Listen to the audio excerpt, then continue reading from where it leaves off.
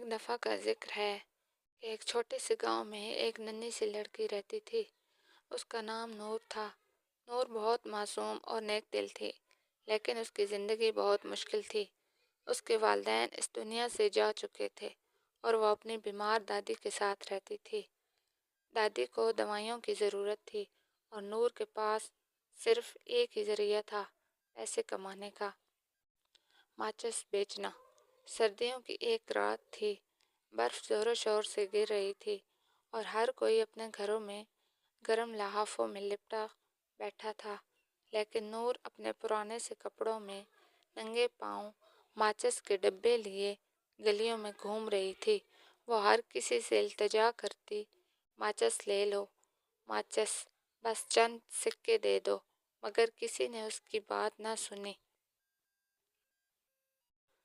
تھک ہار کر وہ ایک سنسان گلی کے کونے میں بیٹھ گئی۔ اس کے ہاتھ سردی سے کانپ رہے تھے۔ اچانک اسے یاد آیا کہ اس کے پاس ماچس ہے۔ اس نے ایک تیلی جلائی۔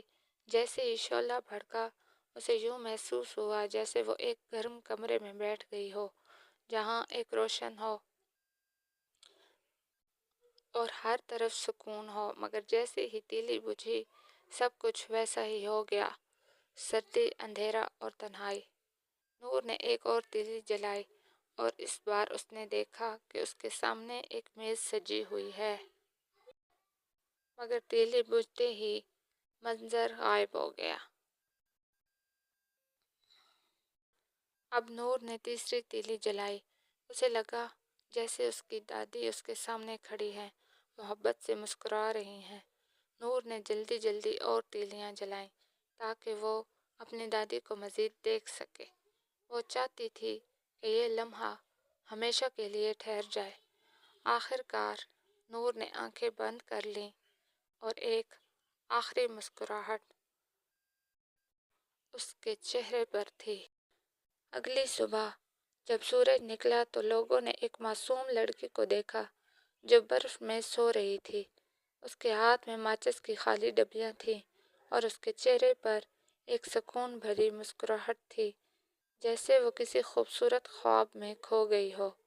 نور کی کہانی نے گاؤں کے لوگوں کے دلوں کو ہلا دیا۔